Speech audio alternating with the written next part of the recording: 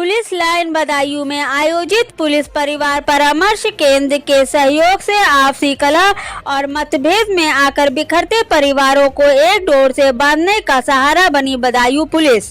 आज दिनांक 1 मई 2024 को रिजर्व पुलिस लाइन बदायूं में आयोजित परिवार परामर्श केंद्र के सहयोग से प्रभारी परिवार परामर्श केंद्र तथा मौजूद समस्त काउंसलर व संबंधित पुलिस अधिकारी कर्मचारीगण, प्रभारी महिला सहायता प्रकोष्ठ पूनम सिंह, महिला हेड कांस्टेबल 161 कुमुद द्वारा पारंपरिक समस्याओं की कुल 9 फाइलें लगाई गईं, जिनमें से 8 फाइलों की काउंसलिंग हुई, जिनमें से 2 फाइलों में समझौता व 1 फाइल निरस्त। कुल 3 फाइलों का निस्तारण हुआ।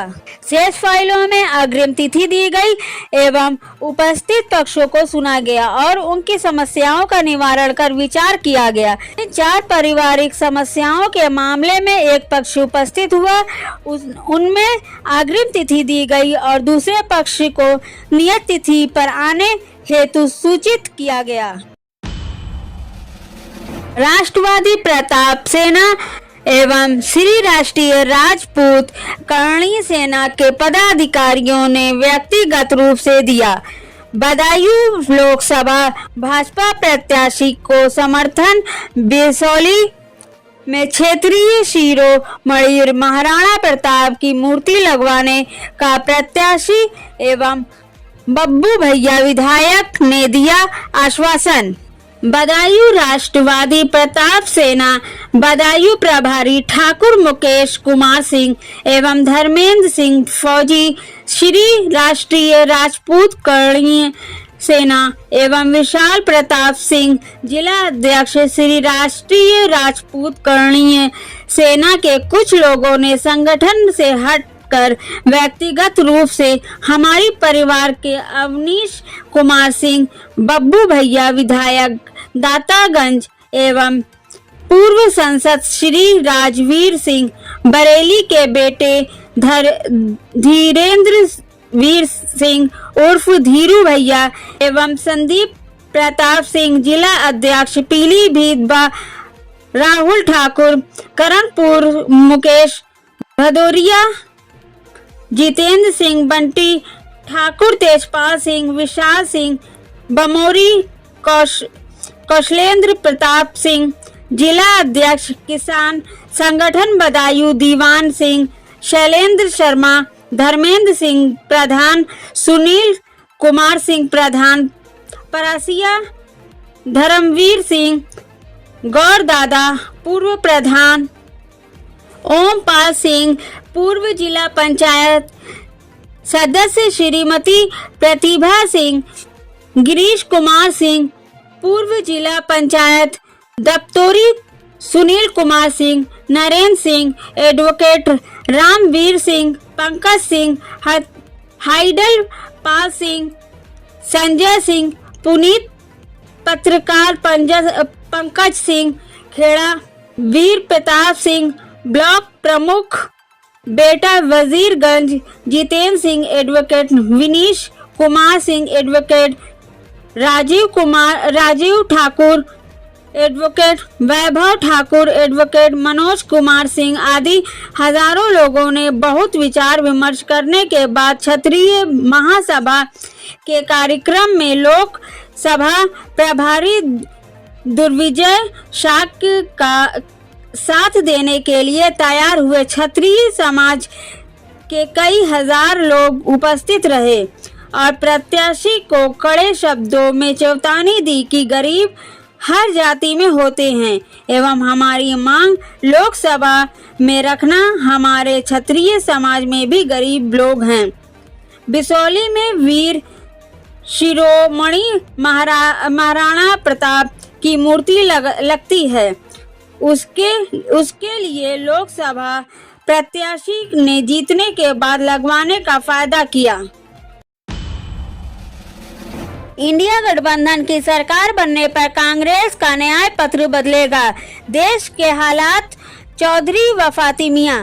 बदायूं 30 अप्रैल बदायूं लोकसभा क्षेत्र के इंडिया गठबंधन के प्रत्याशी आदित्य यादव के समर्थन में बदायूं विधानसभा क्षेत्र के ग्रामों में पीसीसी सदस्य चौधरी वफाती मियां व पीसीसी सदस्य डॉक्टर राम रतन पटेल, अल्पसंख्यक विभाग के महासचिव इकरार अली, शहर महासचिव अमन अली आदि लोगों ने जनसंपर्क कर कांग्रेस द्वारा जारी चुनावी घोषणा पत्र न्याय पत्र के बारे में विस्तार से लोगों को बताया। ग्राम बाकरपुर, खरार, फुलवाय, आलमपुर, नई मंगोलिया में लोगों ने न्याय पत्र के बारे में समझाते हुए पीसीसी सदस्य चौधरी वफाती मियां ने कहा कि कांग्रेस द्वारा जारी न्याय पत्र में समाज के हर वर्ग को ध्यान में रखा गया है। यह न्याय पत्र देश के आम लोगों की राय से बना है, जिसमें किसान, मजदूर, नौजवान, महिला भागीदारी जैसे 5 न्याय और 25 गारंटी दी गई है। आज भारी संख्या में नौजवान और किसानों ने कांग्रेस के इस गारंटी कार्ड को भरा और सराहा। इस मौके पर पीसीसी सदस्य डॉक्टर राम रतन पटेल ने कहा कि इंडिया गठबंधन की सरकार बनने पर कांग्रेस द्वारा जारी न्याय पत्र से देश की तकदीर बदलेगी और नफरत हारेगी, मोहब्बत जीतेगी। सभी समाज के लोगों को अब इंडिया गठबंधन के प्रत्याशी को जीतना चाहिए। इस मौके पर अल्पसंख्यक विभाग के महासचिव इकरार अली, शहर महासचिव अमन खान, रईस फारूकी, मोहम्मद जाहिद, वसीम अली, दिलावर, इखलास हुसैन, जुबैर गाजी, शौकत अली, ओमवीर सिंह, राकेश आदि लोग मौजूद रहे। लोकसभा सामान्य निर्वाचन 2024 के दृष्टिगत जनपद में सुरक्षा व शांति और कानून व्यवस्था बनाए रखने हेतु पुलिस ने किया फ्लैग मार्च। पूरा मामला उत्तर प्रदेश के बदायूं का, जहां पर आलोक प्रियदर्शी वरिष्ठ पुलिस अधीक्षक बदायूं के निर्देशन में जनपद के विभिन्न थाना क्षेत्र में 2/5/2024 को लोकसभा सामान्य निर्वाचन 2024 के दृष्टिगत जनपद में कानून एवं शांति सुरक्षा व्यवस्था बनाए रखने के लिए आमजन में सुरक्षा का भाव जागृत करने के उद्देश्य से जनपदीय पुलिस व पैरामिलिट्री फोर्स द्वारा अपने अपने बॉर्डर पर पर्याप्त पुलिस बल के साथ क्रिटिकल मतदान केंद्रों एवं वल्नरेबल क्षेत्र में जनता में सुरक्षा और शांतिपूर्ण मतदान कराने के उद्देश्य से फ्लैग मार्च किया गया। पैदल गश्त के दौरान प्रमुख मार्गों, चौराहों, बाजारों व भीड़भाड़ वाले स्थानों एवं संवेदनशील व चिन्हित हॉटस्पॉट्स आदि पर संदिग्ध व्यक्ति, वस्तु व वाहनों की गहनता से चेकिंग की गई। पैदल गश्त के दौरान आमजन से संवाद कर आश्वस्त कराया जा रहा है। जनपद बदायूं पुलिस शांति, सौहार्द एवं कानून व्यवस्था बनाए रखने के लिए कटिबद्ध है। लोगों में शांति, कानून और सुरक्षा व्यवस्था बनाए रखना संदेश दिया गया। सच से कनेक्शन के लिए बदायूं से अनुज तोमर की रिपोर्ट। अखिलेश यादव के आगमन पर दिखी गठबंधन की मजबूती, मंच से संबोधन कर कांग्रेस अध्यक्ष ओमकार सिंह को धन्यवाद। पूरा मामला उत्तर प्रदेश के बदायूं का, जहां पर अखिलेश यादव के आगमन पर दिखी गठबंधन की मजबूती। जिलाध्यक्ष ओमकार सिंह ने 25 बसों पर, शहर कांग्रेस अध्यक्ष असरार अहमद ने 20 गाड़ियों से सभा में सहभागिता की। एनडीए गठबंधन की ताकत जब दिखी जब समाजवादी पार्टी के राष्ट्रीय महासचिव शिवपाल सिंह यादव ने मंच से जिला कांग्रेस अध्यक्ष ओमकार सिंह व कांग्रेस जनों का खुलकर आभार व धन्यवाद किया, जिससे प्रतीत होता है कि कांग्रेस व समाजवादी पार्टी के संबंध मधुर होते जा रहे हैं, जिसका एकमात्र श्रेय कांग्रेस अध्यक्ष ओमकार सिंह को जा रहा है, जो कि इंडिया गठबंधन होने के बाद समाजवादी पार्टी को सीट मिलने व समाजवादी पार्टी के प्रत्याशी घोषित होने के बाद से चुनाव प्रचार में तन मन धन से लग गए। वह अपनी पूरी जिला कार्यकारिणी को जिम्मेदारी देते हुए क्षेत्र में मजबूती से इंडिया गठबंधन का प्रचार करते नजर आए, जिनकी मेहनत और लगन को देखते हुए शिवपाल सिंह यादव अपने समधी संजय सिंह, जो कि युवा कांग्रेस के पूर्व प्रदेश उपाध्यक्ष रहे, उनको ओमकार सिंह के सहयोग के लिए साथ में भेजना शुरू कर दिया। इंडिया गठबंधन की मजबूती से ही प्रतीत होती है कि एक पार्टी का राष्ट्रीय महासचिव अपने पार्षद सदस्य को गठबंधन में शामिल पार्टी के पदाधिकारियों के साथ लगा दे। सच से कनेक्शन के लिए बताइए अनुज तोमर की रिपोर्ट। और हम धन्यवाद देना चाहते हैं कांग्रेस पार्टी के ओमकार सिंह जी को। वो भी बहुत मेहनत कर रहे हैं, उनको भी हम बधाई देना चाहते हैं। उनके कारण भी आज इस रैली में बड़ी संख्या में लोग आए हैं और हम बधाई देना चाहते हैं बताओ ये संविधान को मिटा रहे हैं कि नहीं मिटा रहे हैं? अगर समुद्र मंथन कभी एक समय हुआ था इस धरती पर, तो ये 2024 संविधान मंथन होने जा रहा है। एक तरफ वो लोग हैं जो संविधान के भक्षक हैं, और ये जो मैदान में खड़े लोग हैं वो सब संविधान के रक्षक लोग हैं। हम संविधान को बचाने का काम करेंगे। क्या ये हमें और आपको नहीं दिखाई दे रहा? ये जो प्राइवेट कंपनी है उसमें आरक्षण नहीं है, इनमें नौकरियां आरक्षण के तहत नहीं मिलती हैं। और आज का नौजवान तो पढ़ा लिखा है, जानकार है, टाइप कर करके देख लेना। जो प्राइवेट कंपनियां हैं अगर 10 लाख नौकरी देते हैं तो हमारे आपके पीढ़ी परिवार के उसमें कोई शामिल नहीं दिखाई देगा। इसलिए धोखा मिल रहा है कि नहीं मिल रहा धोखा? सोचो, हमारे देश के इतने बड़े पैमाने पे नौजवान बेरोजगार है। कल ही आपने अंतर्राष्ट्रीय लेबर डे मनाया और याद किया मजदूरों को। जो रिपोर्ट आई थी उसके माध्यम से कहते हैं कि 83% नौजवान बेरोजगार है भारत में। सोचो, 83% जिस देश का नौजवान बेरोजगार हो वो देश कैसे खुशहाल होगा, कैसे विश्व बनेगा? इसलिए जहां हमारे आपके सामने संविधान बचाने का ये चुनाव है, वहीं हमें संविधान में दिए हुए अधिकार उनके बचाने का चुनाव है। यही संविधान है जो हमें न्याय का रास्ता दिखाता है, और यही संविधान है जो हमारे आपके संजीवनी है, जो जीवन देता है और आगे बढ़ने का हमें हक देता है, बराबरी का हक देता है। ये लोग हैं जो संविधान को भी खत्म करना चाहते हैं। इसलिए संविधान बचाने का भी चुनाव है। इसलिए संविधान बचाओगे आप कि नहीं बचाओगे? अब कहते हैं कि परिवार के लोग लड़ रहे हैं, हम तो कह रहे हैं हम पीडीए परिवार के लोग हैं और हम संघर्ष वाले लोग हैं।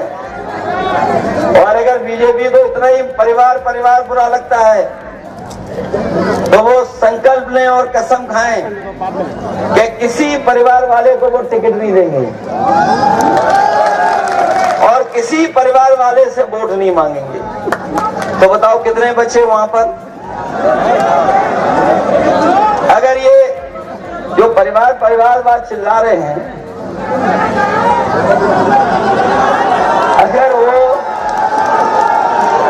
संकल्प लें कि किसी परिवार वाले को टिकट नहीं देंगे और किसी भी परिवार वाले से वोट नहीं मांगेंगे, तो बताओ कितने बचेंगे?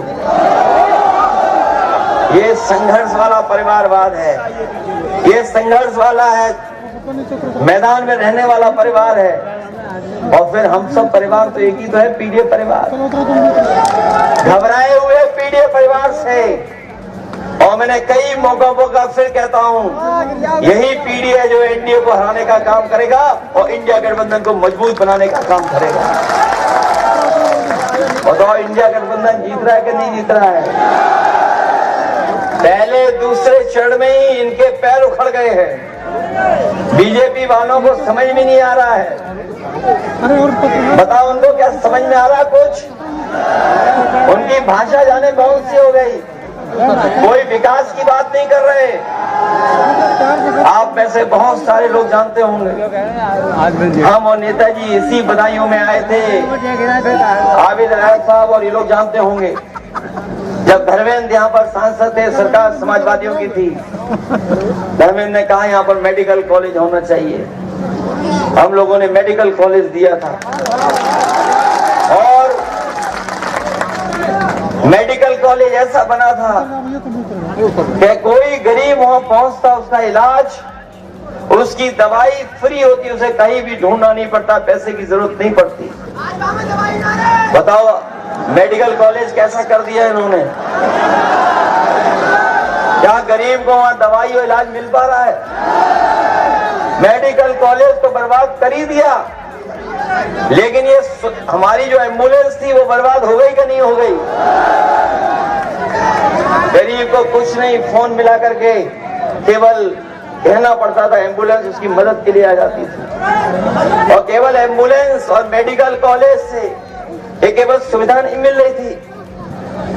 आप पता कर लेना, जितने समाजवादियों ने मेडिकल कॉलेज बनाए, एम्बुलेंस है, हजारों लोगों को नौकरी और रोजगार भी मिला था।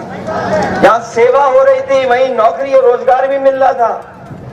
और यही नहीं, बर्बाद कर दी, 100 नंबर वाली गाड़ी भी बर्बाद कर दी। ये 100 नंबर दी थी कि गांव में कोई दूर तकलीफ और परेशानी मगर है तो फोन मिलाता था, पुलिस उसकी मदद के लिए पहुंच जाती थी। 100 नंबर। और हमारे लखनऊ वालों ने जो योगा करते डगमगा करके, उन्होंने 100 नंबर से 112 कर दिया। हमारे सीधे साधे खाकी पहनने वाले भोले भाले लोगों को लगा कि सरकार ने अगर नंबर बढ़ा दिया तो हमें भी रेट बढ़ा देना चाहिए। बताओ, रेट बढ़ गया कि नहीं बढ़ गया? ना बढ़ा सकते, वो तो 100 से 112 किया था, लेकिन हमारे लोगों को भी लगा कि रेट बढ़ा देना चाहिए। रेट बढ़ गया। और जो सुविधाएं समाजवादियों ने दी थी लैपटॉप वाली, आज कहीं भी चल रहा होगा लैपटॉप समाजवादियों का होगा किसी गांव में तो वो चल रहा होगा। और जब उसको ऑन करते होंगे तो नेताजी और हम लोग ही दिखाई देते होंगे। उसकी भी नकल कर ली इन्होंने। हम लोगों ने इतना बढ़ा दिया, इन्होंने इतना सा दे दिया। बढ़ा दिया। अगर फोटो हम लोगों ने अपनी लगाई तो फोटो उसमें भी लगा दिया, लेकिन घिसते रहो, चलता ही नहीं है। बताओ, नकल की कि नहीं की? इन्होंने बोरी की चोरी पार्ले जी बिस्किट से सीखी है, पैकेट से। ये कभी हमारे बुजुर्ग बाजार गए होंगे, पार्ले जी का बिस्कुट पहले लेते होंगे, तो बताओ कितना बड़ा मिलता था? इतना बड़ा पैकेट मिलता था। और कंपनी जैसे जैसे महंगाई बढ़ी, उन्हें मुनाफा कमाना शुरू किया तो पैकेट छोटा होता हुआ चला गया। बताओ, आज कितने बिस्किट का मिल रहा है पैकेट? ये दोबारा आ गए तो एक बिस्किट का पैकेट मिलेगा। और इन्होंने यही चीज खाद की बोरी में काम शुरू कर दिया है। कितना किलो गायब है उसमें, फिर गायब कितना और कर दिया। तो बताओ अब कितने का रह गया? इस सरकार में आ गए, अगर ये सरकार में दोबारा आ गए तो पाउच में देंगे आपको। बताओ, है बेईमानी हो रही कि नहीं हो रही? महंगाई बढ़ रही कि नहीं बढ़ रही? इसलिए नौजवानों, सब बातें आप जानते हो। ये बदायूं अपने घर के लोग हैं, इससे न कैसा लगाव है, कितना गहरा रिश्ता है। आदरणीय सलीम शेर सिरवानी साहब को न जाने कितनी बार आपने चुन के लोकसभा में भेजा, नेताजी को भेजा, धर्मेंद्र को भेजा, और हम लोगों को सबसे ज्यादा भरोसा अगर है तो अपने बदायूं के लोगों पर है। पिछली बार हारे नहीं थे हम लोग, हराए गए थे हम लोग, हारे नहीं थे उस समीकरण में। हम लोग धोखे से हार गए और हराए गए थे। कुछ धोखा खा गए और हरा दिए गए। तो बताओ, पिछला भी हिसाब किताब पूरा करोगे कि नहीं करोगे? बताओ, पिछला हिसाब किताब पूरा करोगे कि नहीं करोगे?